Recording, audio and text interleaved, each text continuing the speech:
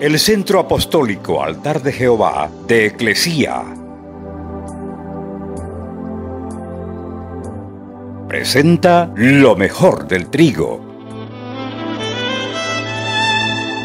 Conduce Lourdes Bravo de Villar.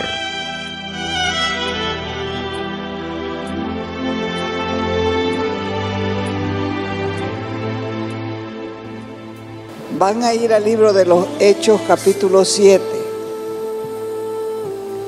Libro de los Hechos, capítulo 7. Ahí se van a encontrar con un hombre sumamente especial. Un hombre especial con un conocimiento de la Escritura envidiable. Por eso es que se les dice siempre: lean la Escritura, aprendan. Porque este joven que vamos a encontrar aquí tenía un conocimiento así de la Escritura, tan especial. Hechos capítulo 7, del verso 51 adelante. Dice: duros de cerviz. ¿Cuál es la cerviz?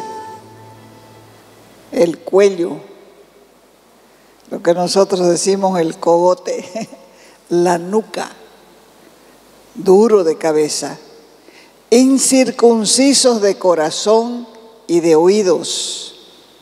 Ustedes, está hablando alguien, después les voy a decir quién es ese alguien. Ustedes, les decía a una multitud de gente, ustedes se resisten. Ponen resistencia siempre al Espíritu Santo, porque son iguales a sus padres. ¿Ha escuchado usted personas que dicen: no, yo soy católica, apostólica, romana, igual que mi padre, igual que mi madre, nunca voy a dejar eso, siempre voy a hacer eso, voy a morir así? ¿Ha escuchado eso? Entonces aquí hay un joven que les está diciendo a la multitud lo mismo: ustedes duros de cerviz, cogote duro, testa dura, cuello duro, nuca dura, incircuncisos de corazón y de oídos, ustedes resisten siempre al Espíritu Santo porque son iguales a sus padres. ¿A cuál de los profetas los padres de ustedes no persiguieron? Y no solamente persiguieron, sino que mataron a los que les anunciaron de antemano la venida del justo, a quienes ustedes ahora entregaron y mataron. Verso 53. Ustedes que recibieron la ley por disposición de ángeles y no la guardaron. Así que la gente que estaba ahí, la multitud, estaban escuchando. Dice el verso 54, oyendo estas cosas, se enfurecían en sus corazones y crujían, rechinaban los dientes contra él. Pero Esteban, ese es su nombre del joven, pero Esteban, lleno del Espíritu Santo, puesto los ojos en el cielo, vio la gloria de Dios y a Jesús que estaba sentado a la diestra de Dios. Verso 56. Y dijo Esteban, cuando tuvo la visión: veo los cielos abiertos y al Hijo del Hombre que está a la diestra de Dios. Y esa visión que estaba describiendo Esteban, porque la estaba viendo, ellos comenzaron a gritar, se taparon los oídos y lo arremetieron. Quiere decir, lo atacaron y lo agarraron, lo agredieron. 58. Lo sacaron fuera de la ciudad, lo echaron fuera de la ciudad y lo apedrearon, lo lapidaron. Y los testigos pusieron su ropa a los pies de un joven que se llamaba Saulo, mientras lo apedreaban. Y Esteban oraba y decía: Señor Jesús, recibe mi espíritu. Si ustedes han prestado atención y son observadores, se pueden dar cuenta que habían dos personajes aquí. Uno era Pablo, que todavía no era apóstol ni discípulo, y el otro era Esteban. Y los dos están entrelazados, entretejidos, amarrados, podemos decir, en una misma historia, y es precisamente una historia sangrienta. Los dos eran hombres sinceros, sencillos, genuinos en su fe, pero transitando, recorriendo, marchando en un camino diferente, en un camino desigual. Cada uno servía a Dios en lo que hacía. Pablo estaba trabajando en el Sanedrín, era parte del Sanedrín, y Esteban estaba sirviendo en las mesas. Era un diácono de la iglesia primitiva, estaba sirviendo a las viudas. Saulo no podía estar callado, reservado, mudo, viendo, según él, a un impostor, según él, a un charlatán, a un embaucador de la fe. Y por esta causa él decía: este hombre debe morir, porque estaba tratando de apartar a los judíos de su fe. Pablo tenía un celo, un ardor, una pasión, un entusiasmo por Dios, pero no tenía revelación. Y eso le pasa a muchas personas. Tienen una fe genuina, pero nunca han recibido la luz del Evangelio de la gracia. Ellos están apasionados en su religión, quieren a Dios, pero de manera diferente, sin revelación. Entonces ellos, cuando ven que la gente habla para otros y destruye a los cristianos, no hay nada que los conmueva. Tienen la conciencia tranquila y ayudan más bien a echarle tierra y a echarle piedras a otros. Así que en este caso, la decisión que tomaron ellos de apedrear a Esteban, él creía que era lógico, e inclusive que la muerte de este joven era para poner en orden a los judíos que se habían levantado siguiendo a un hombre llamado Nazareno por ellos, que los conducía, según ellos, por otro camino. Esto no es algo raro, lo de Pablo. Esto más bien es la media común, es lo normal. Nosotros que hemos recibido la luz del Evangelio decimos: esto es anormal, pero para ellos es algo normal. Muchos de los que estamos aquí hemos perseguido el Evangelio. Hemos despreciado a los cristianos. Hemos hablado para los santos de otro tiempo. Hemos murmurado, los hemos criticado, los hemos censurado, los hemos despreciado y los hemos reprobado, tan solo porque estábamos ciegos. Ciegos a la revelación, ciegos a la iluminación, ciegos a nuestra condición. No teníamos revelación de la verdad. O sea, que igual que Pablo, lo hicimos por ignorancia, lo hicimos por incredulidad y sin saber que estábamos en plena rebeldía contra Dios y su palabra. Es casi imposible de calcular y de valorar la cantidad de oscuridad que gobierna a la mayoría de las mentes de la humanidad. Por eso es que ellos no entienden. Por eso es que ellos no piensan no saben por qué camino van, no saben siquiera que están camino al infierno, porque como dice la Escritura, están muertos en sus delitos y en sus pecados. Eso quiere decir que están muertos para Dios.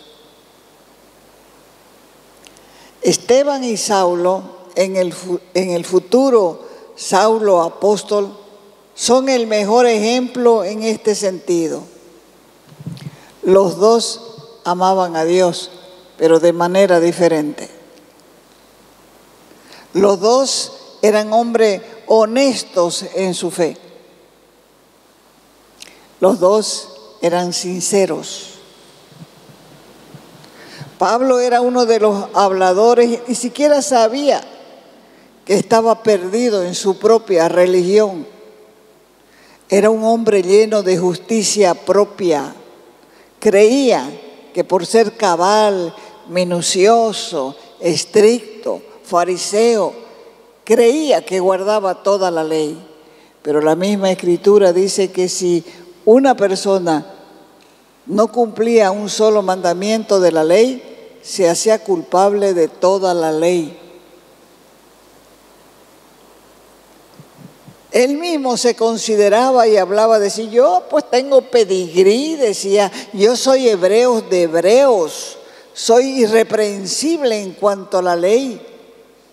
Él pensaba que tenía el derecho de reclamar por su justicia propia para él.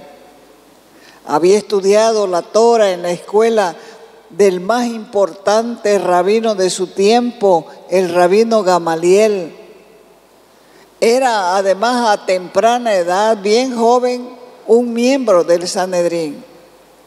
Por eso es que estaba ahí como testigo, un testigo ocular de la muerte de Esteban. Para él Esteban era un hereje, era un apóstata del judaísmo. Y por si fuera poco, cuidaba las ropas de los que iban a realizar el asesinato de un inocente. Esteban era un hombre de una clase diferente. Esteban tenía fe en el Cristo crucificado, en el Cristo resucitado y exaltado a la derecha del Padre. Veo, dijo, porque los cielos se le abrieron y él vio a Jesucristo sentado a la diestra de Dios.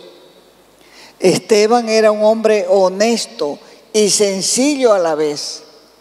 Fue uno de los elegidos cuando comenzaron a reclamar los creyentes acerca de las viudas griegas y viudas judías. Los griegos decían, no están atendiendo igual a las griegas.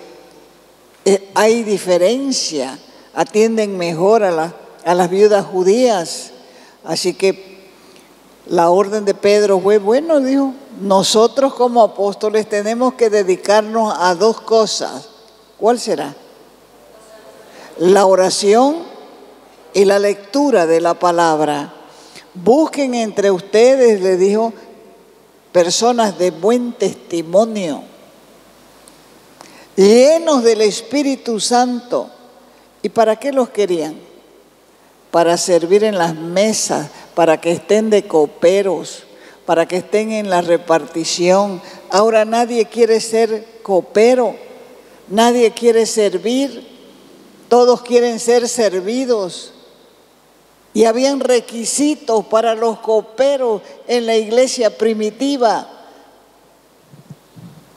Y entre ellos estaba Esteban, un hombre honesto, un hombre sencillo, un hombre lleno del poder de Dios. No era un hombre estudiado, pero sí era un hombre lleno del Espíritu. Por eso estaba defendiendo la causa de Cristo al costo de su propia vida, y Saulo se le estaba oponiendo con la misma fuerza. También estos dos hombres representan toda la humanidad, las dos simientes de la humanidad, uno de la descendencia de Caín y el otro de la descendencia de Abel.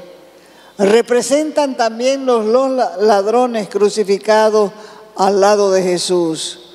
Uno que acusaba a Jesús y le decía que se baje para que compruebe que él era el Mesías, y el otro que reconoció su culpa y le decía: nosotros estamos colgados recibiendo el justo pago por nuestros pecados. Y ahora estaban estos dos hombres. Primero Caín y Abel. Segundo, los dos colgados en la cruz a los lados de Jesús. Y ahora Esteban y Saulo. Algunas personas tienen que tener mucho cuidado con lo que hacen porque están provocando la ira de Dios. Porque nada enoja más a una persona que cuando atacan a uno de sus hijos. Cuando le pasa algo al hijo, la mujer, la madre o los padres que lo defienden tienen tal fuerza, tal enojo y tal poder que pueden pegarle hasta a un gigante si ve que su hijo es abusado. Pero cuando se trata de Dios, no se dan cuenta que nosotros también somos hijos de Dios. Y Él nos va a defender. Él va a salir en nuestra defensa. Él nos va a apoyar. Él nos va a levantar. Y Él también puede disciplinar a cualquiera que se levante a hablar injustamente por alguno de los hijos de Dios. Quizás diga: pero es que yo no estoy matando a nadie. Cuando yo hablo de la gente, yo no estoy matando a nadie, y es verdad. No lo estás matando con piedra, no lo estás matando con palo, pero sí lo estás matando a pedradas con tu lengua. Con tu lengua estás hablando para gente que no conoces sus inquietudes internas y que está buscando a Dios, quiere paz. No encontró la paz, por eso anda de un lado a otro buscando paz.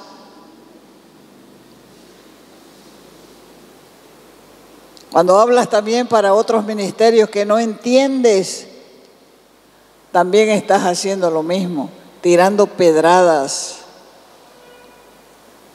Cada vez que hablas mal de un cristiano que no conoces, lo estás golpeando con una piedra.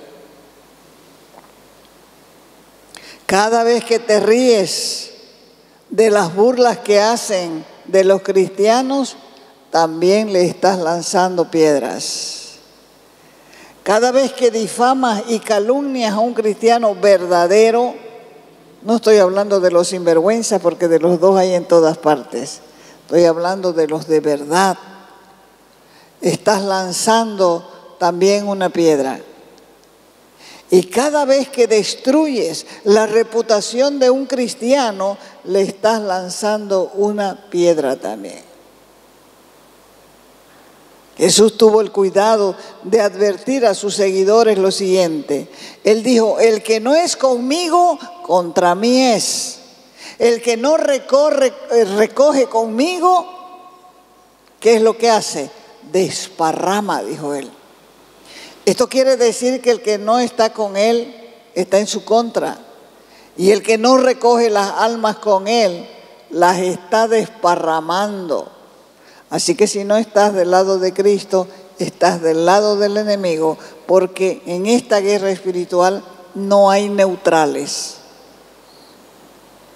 No va a faltar quien te diga: traga santo o come Biblia. No va a faltar quien te lo diga.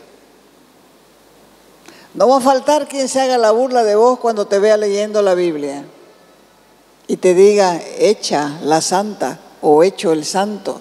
No va a faltar. Porque hay una oposición. Está desparramando a los que están buscando a Dios. A los que sienten esa necesidad en su interior de tener un encuentro con Dios, hay una falencia, porque aquí adentro hay un lugar que solo se llena con Dios. Dios nos hizo así. Por eso es que la gente ocupa ese lugar con burreras, con sonceras, con herejías, con ocultismo, porque no sabe con qué llenar ese lugar.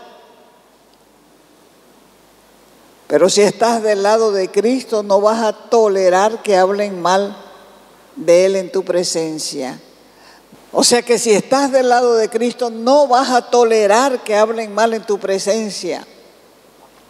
Pero si estás del lado equivocado, no te importa.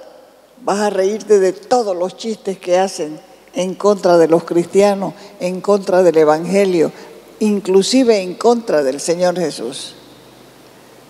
Vas a reírte cuando la gente lo denigre, lo rebaje o se hagan la burla de Él. No te importa. No tienes revelación. La revelación pasó lejos. No te tocó. ¿Cómo es que se contacta una persona con la verdad? Cada persona en este mundo tiene que tener un encuentro personal con Dios. Eso se llama el encuentro con la verdad. La verdad de Dios es lo único que te hace libre. Jesús dijo, conocerás la verdad y la verdad te hará libre. La verdad es una persona, la verdad es Jesucristo. Cuando Cristo te hace libre, entonces conoces la verdad. Pablo también tuvo que encontrarse con la verdad. El primer contacto que tuvo Pablo con la verdad produjo en él un enojo en contra de Jesús y sus seguidores, y ni siquiera se daba cuenta que había encontrado al Mesías y se enfrentaba con la verdad. Fue y habló con el Sanedrín y dijo, si ustedes me dan carta a mí para la sinagoga de todos los pueblos vecinos, yo voy a ir a traer a toda esta gente que está dejando el judaísmo y está siguiendo el camino. Porque al principio no le decían cristianos a los cristianos, les decían los seguidores del camino. Así que los líderes del Sanedrín hicieron cartas y le dieron autorización a Pablo, a Saulo, para que vaya a toda la sinagoga y a todos los que encuentren seguidores del camino, los traiga hasta Jerusalén arrastrados, en cadenas, para que renuncien a la nueva fe que ellos tenían. Pablo encontró algo al inicio de su cristianismo. Es cierto que él estaba cuidando las ropas de aquellos que apedreaban a Esteban, pero él estaba también viendo un gran testimonio en Esteban, porque Esteban se mandó un discurso, una enseñanza con conocimiento desde el principio hasta la muerte de Jesús. Usted lo va a encontrar ahí en el libro de los Hechos. Un discurso increíble y completo. Así que Esteban, cuidando la ropa, estaba escuchando primero, antes de que apedreen a Esteban, estaba escuchando un mensaje, y un mensaje completo. Lo escuchó y dijo, este hombre tiene conocimiento, parece un teólogo sin ser teólogo. Vio un cristiano noble también, un cristiano ilustre, un cristiano grande, porque se encontró con un cristiano de verdad. Vio un hombre lleno de fe y del poder del Espíritu Santo. Vio también que el rostro de Esteban resplandecía, lleno de la gracia y el favor de Dios. Y vio un hombre a punto de morir por lo que creía. y escuchó un sermón, el sermón más claro y puro que jamás hombre alguno predicó. Pero a pesar de eso, Pablo cerró su corazón. Mucha gente viene a la iglesia, entra y sale, viene 1, 2, 3, 100 veces y no sucede nada. Porque ya entra con el corazón cerrado. Pero si le da la oportunidad a Dios, Dios lo va a cambiar, Dios lo va a transformar y va a amar a Jesús, porque va a entender que hubo uno que pagó por sus pecados. Esteban tuvo la valentía de predicar a un pueblo grande, a su pueblo, a los judíos.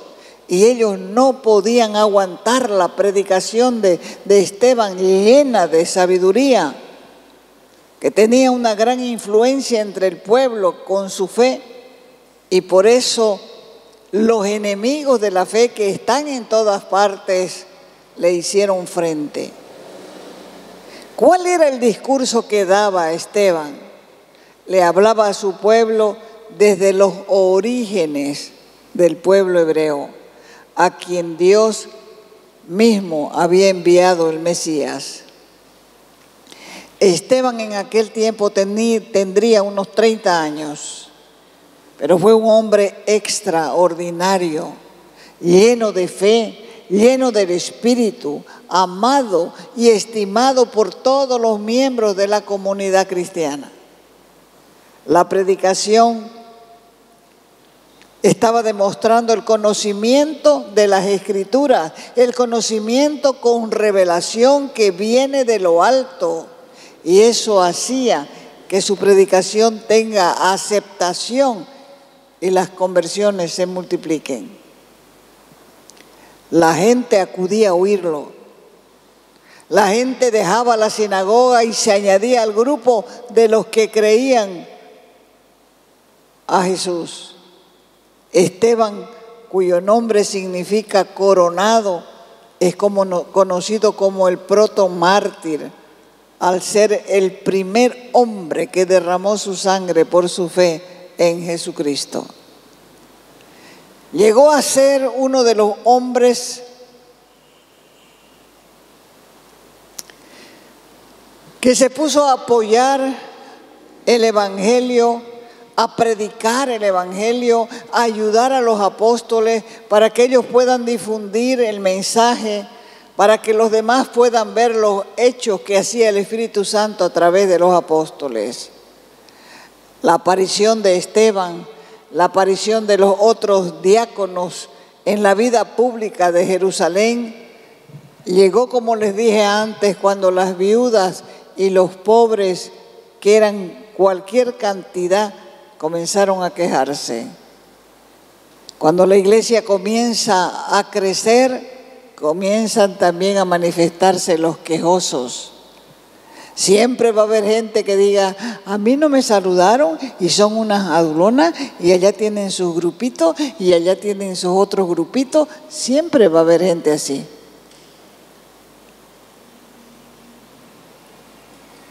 Porque nosotros venimos del mundo. Nosotros venimos de allá del mundo con nuestras mañas, corazones y lenguas quejosas, corazones y lenguas habladoras, que siempre se están quejando y no dejan que el Espíritu de Dios tome control de sus lenguas y en vez de hablar al prójimo, comiencen a hablar nuevas lenguas. Qué interesante es que nosotros podamos ver la vida de manera diferente.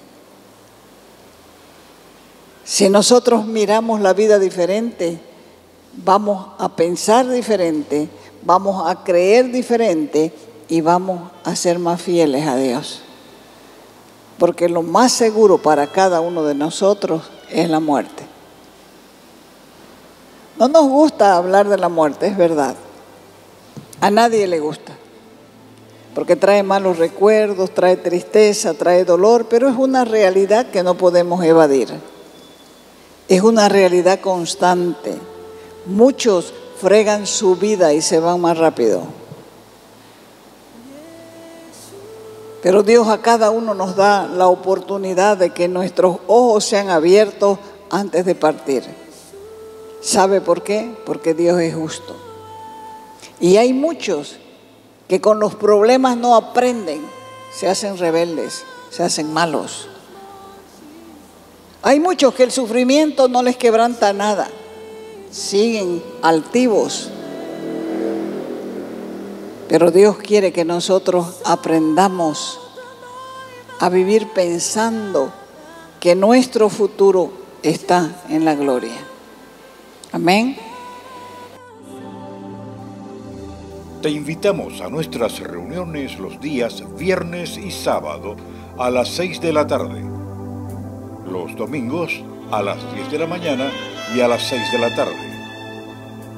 Calle Nicolás Suárez, esquina Félix Pinto.